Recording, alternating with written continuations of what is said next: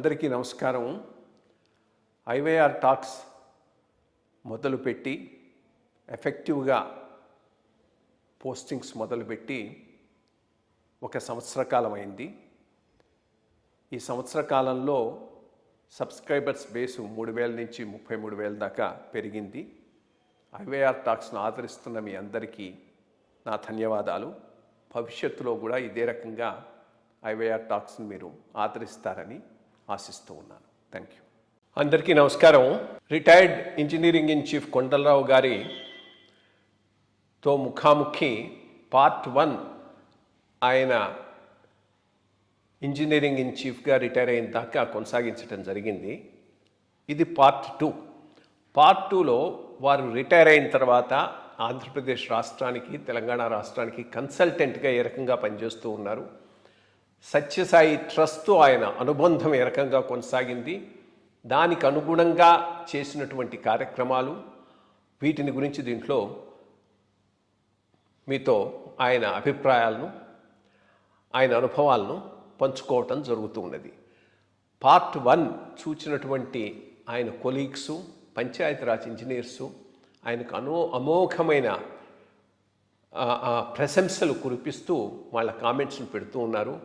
ఒకరు నడిచే దైవం అని ఒకరంటే ఇంకొకళ్ళు ఆయన వల్లనే ఫ్లోరోసిస్ సమస్యను గురించి నాకు అవగాహన వచ్చింది, ఒక కమిట్మెంట్ వచ్చింది పనిచేయటం అని చాలామంది ఆయన కొలీగ్స్ ఆయన గురించి రెస్పాండ్ అవుతున్న విధానాన్ని బట్టి చూస్తేనే ఈయన ఎంత గొప్ప వ్యక్తి అని అందరికీ అర్థమవుతున్నది. నమస్కారం. Thank you.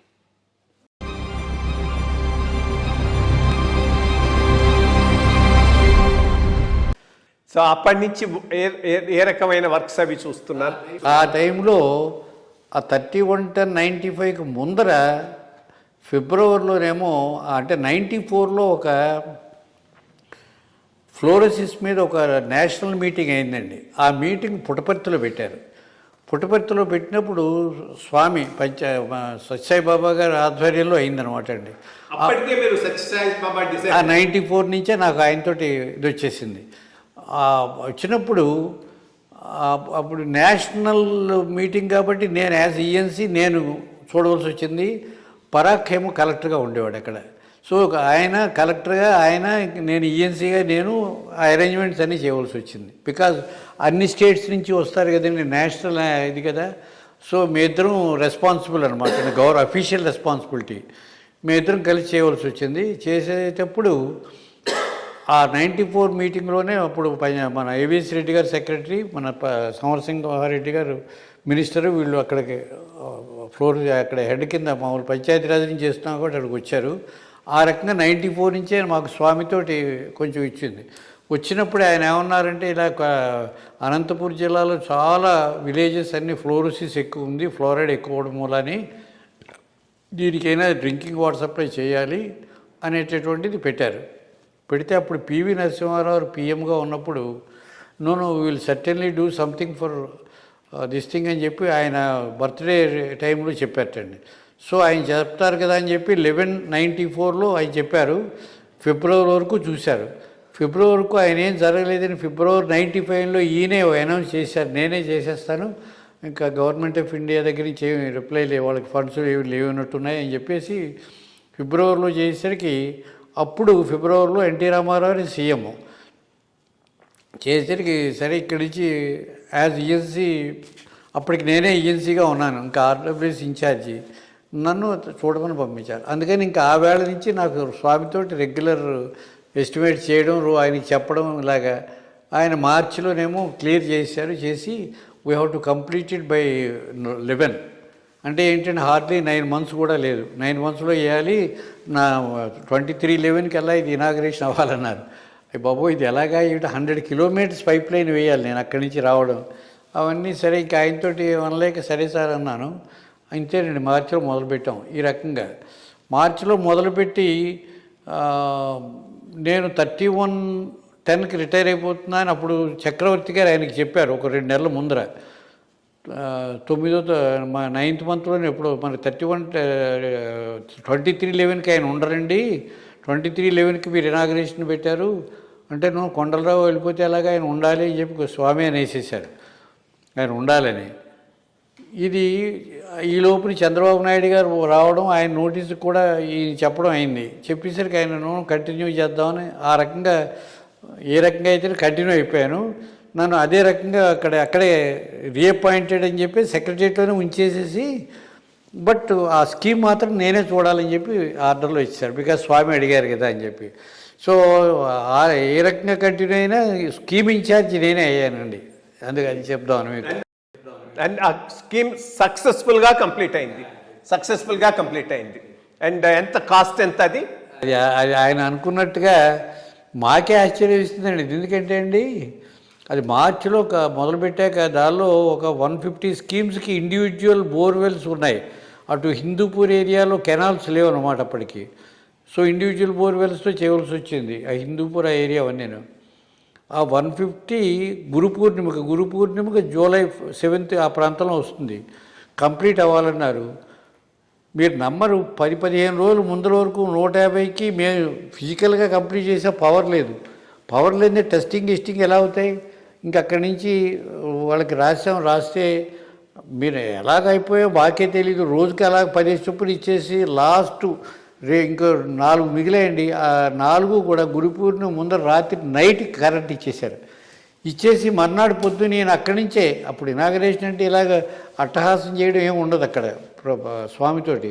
ఆయన అక్కడే కూర్చుని ఇలా అంటారు అనేసరికి ఎక్కడ వాళ్ళు అక్కడ ఇండివిజువల్గా ఏ ఊరు వాళ్ళు ఆ ఊళ్ళో వాళ్ళు నొక్కేయడం, వాళ్ళందరూ మా స్వామికి వెంటనే అక్కడి నుంచి చెప్పడం, మా ఊళ్ళో నీళ్ళు వస్తున్నాయి.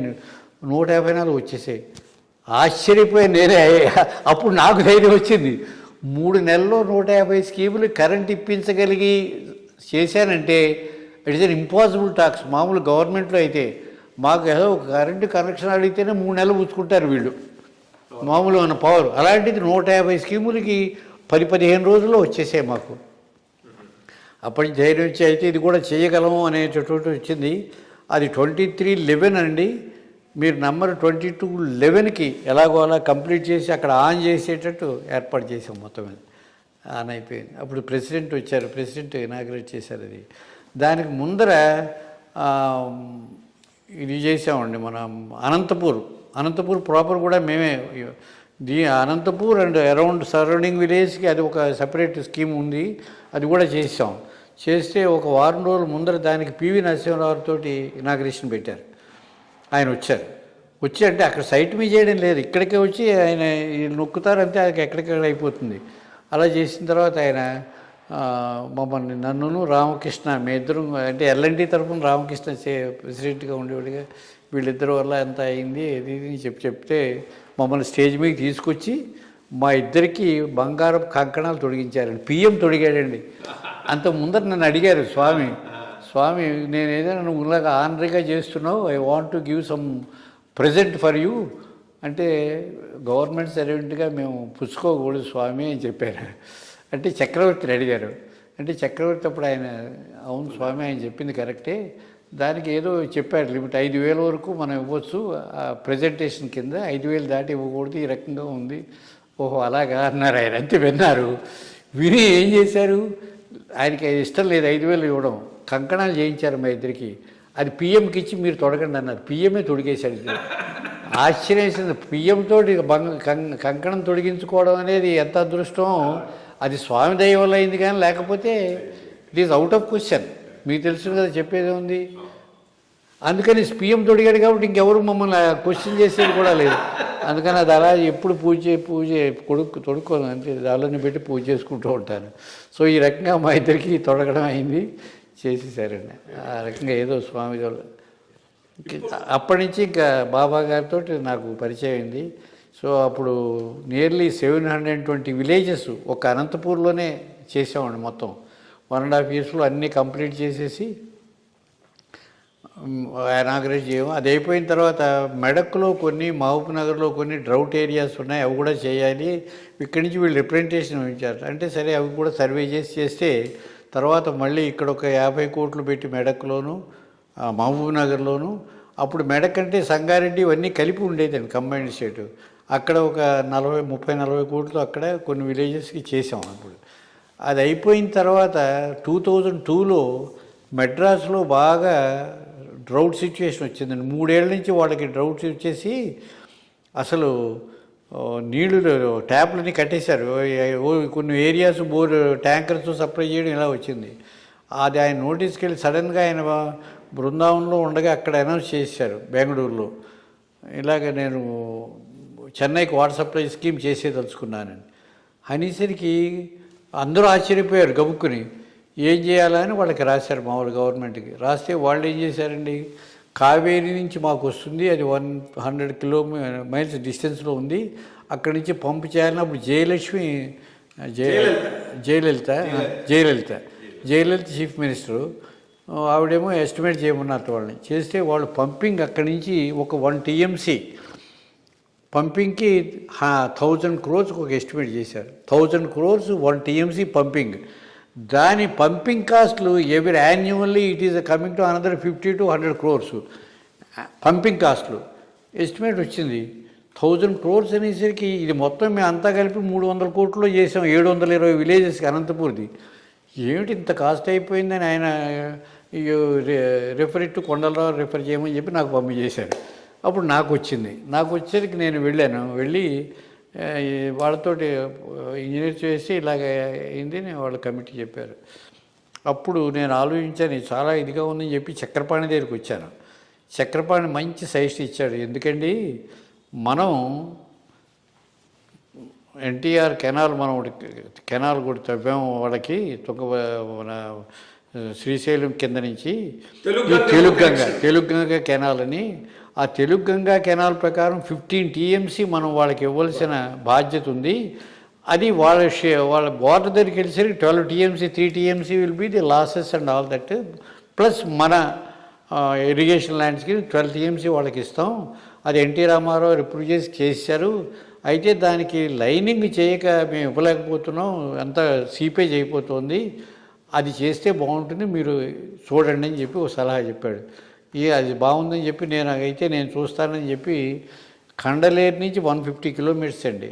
I travelled entire 150 kilometers by walk. 3 రోజులు పడుతుందని చెప్పి నడిచి ఒక 65 kilometers బ్యాడ్ స్ట్రెచెస్ ఐడెంటిఫై చేసి. ఏ వయసులో ఇది? 65 70 మీకు అప్పటికి వయస్సా? 2002 అంటే అప్పటికి నాకు రిటైర్ అయిపోయి 95లో అయిపోయానండి. 66 ఆ ప్రాంతంలో ఉంటాయి, 66 అంతే, అంతకంటే లేవు. సో అదంతా చేసి ఒక 65 kilometers ఐడెంటిఫై చేసి మళ్ళీ వచ్చి చక్రపాణి గారు చెప్పారు, నేను వస్తా అన్నారు పాపం. తర్వాత నాతో మా ఇద్దరం కూడా జీపు అక్కడక్కడ ట్రాక్ చేస్తూ ఆయన కూడా చూసి మీరు చెప్పింది బాగుంది అని చెప్పేసి ఇదే చేస్తే బాగుంటుందన్నారు. అనేసరికి నేను ఇదంతా క్యాలిక్యులేట్ చేసి నా క్యాలిక్యులేషన్ ప్రకారం అది మధ్యలో కొన్ని 3 ఇవి కట్టవలసి వస్తుంది, అవి అన్నీ కలిపి చేసి తర్వాత కండలేరు డ్యామ్ పాడైపోయిందండి, ఎద్దన్ డ్యామ్, అది దాని ఇంప్రూవ్మెంట్స్ ఇవన్నీ కలిపి వితిన్ 200 crores అవుతుందండి. Plus we will give 12 TMC of water, plus everything is by gravity, no maintenance cost, this all by gravity అండి. వాళ్ళదేమిటి 1000 crores 1 TMC and maintenance cost is another 50 to 100 crores pumping. నాది 200 crores 12 TMC and no maintenance cost. ఇది స్వామికి చూపించడానికి ఆశ్చర్యపోయి ఏమిటి ఇంతలా ఉంది, అలా అయితే మనం వాళ్ళ టీం రమ్మనండి, వాళ్ళు మరి ఎందుకంటే వాళ్ళది కదా మనం చెన్నై అనుకున్నాం కదా అని చెప్పి వాళ్ళ అడ్వైజర్స్ని వాళ్ళందరినీ పిలిపించారు. మేము ఇక్కడి నుంచి నేను వెళ్ళారు, ఎదురుకుండా చూసి అది చూపించేసరికి వాళ్ళు ఆశ్చర్యపోయి ఆయన చెప్పింది కరెక్ట్ అండి, ఇదే చేయండి, ఇదే బాగుంది వాళ్ళు చెప్పేశారు. వెంటనే స్వామి ఎస్ గో హెడ్ అన్నారంటే. అప్పుడు ఏమైందండి, కాళహస్తిలో రామచంద్ర అని చెప్పి చీఫ్ ఇంజనీరు ఇరిగేషన్ అతనే చూశాడు కెనాలు, అతను కూడా నాకు పాపం హెల్ప్ చేశాడు చేయడంలో. అంటే అప్పుడు అతను రిటైర్ అయిపోతున్నాడు సరిగ్గా, ఇది నేను ఆయన ఎస్ అనేసరికి రిటైర్ అయిపోతున్నాడు. అప్పుడు నేను చక్రపాణితో చెప్పాను, మరి ఆయన రిటైర్ అయిపోతున్నాడు, నాకు ఎవరు హెల్ప్ లేకపోతే ఇరిగేషన్ వాళ్ళు హెల్ప్ ఉండాలి కదా, అతను ఉంటే ఆటోమేటిక్గా అతను చెప్పినట్టు వాళ్ళందరూ వింటారు, లేకపోతే నేను డైరెక్ట్గా వాళ్ళ మీద కంట్రోల్ చేయడం నాకు కష్టం అవుతుందంటే, సరే మీరు ఎలాగోలా కావాలని చెప్పి ఒక ప్రపోజల్ పెట్టండి నేను చూస్తానన్నారు. చేసేసరికి అది రాసి ఇతను ఈ సాంబశివరావుకి చెప్పాను. అప్పుడు సాంబశివరావు ఉన్నాడు. సాంబశివరావు సరే మీరు స్వామి చెప్పారు కదా స్కీమ్ శాంక్షన్ అయింది, స్వామికి చెప్పారా, నా స్వామికి కూడా చెప్పానని చెప్పాను. అయితే నేను అదే మెన్షన్ చేస్తానని చెప్పి ఆయన చంద్రబాబు నాయుడు గారికి చెప్పి స్వామి అడిగారండి ఇది మనం చేస్తామంటే పాపం వెంటనే ఎస్ అనేశారు. సాంబశివరావు అన్నాడు మేము ఎవ్వరం చేయలేము, 2 ఏళ్ళు మీరు ఇప్పించారు ఆయనకి ఎక్స్టెన్షన్, స్వామి పేరుతోటి వచ్చింది, లేకపోతే నేనేం చేయలేనండి అని చెప్పి పాపం సంతోషించి. అంటే ఏంటంటే నేను అదే అన్నాను, మీకు ఒక్కరికే చూశానండి క్యాస్ట్ ఫీలింగ్స్ అనేవి లేకపోవడం అనేది.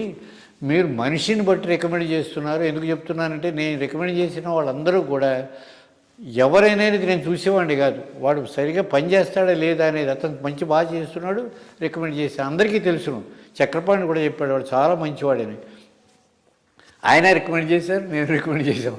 ఆ సాంబశివరావు నాతో అన్నాడు పర్సనల్గా, మీ వల్ల అయిందండి, లేకపోతే కాదు మేము ఎవరం చేయలేని పని మీరు చేశారు నిజంగా అయితే. పాపం చేసి 2 ఏళ్ళు అతను ఇచ్చారు. అతను ఉండగానే కంప్లీట్ చేసాం. అతను కూడా చాలా సిన్సియర్గా నాతో పాటు కూడా తిరిగేవాడని. నేను కాళహస్తిలోనే వాళ్ళ సిఈ ఆఫీస్ ఉండేది, వాళ్ళ స్టాఫు వాళ్ళ వీళ్ళు అందరూ కూడా ఇరిగేషన్ వాళ్ళంతా కూడా చాలా కష్టపడి చేసామనండి. కెనాల్ మాత్రం మీరు నమ్మరు, లైనింగ్ అంటే నాకు కూడా కొత్తదే కదా అది.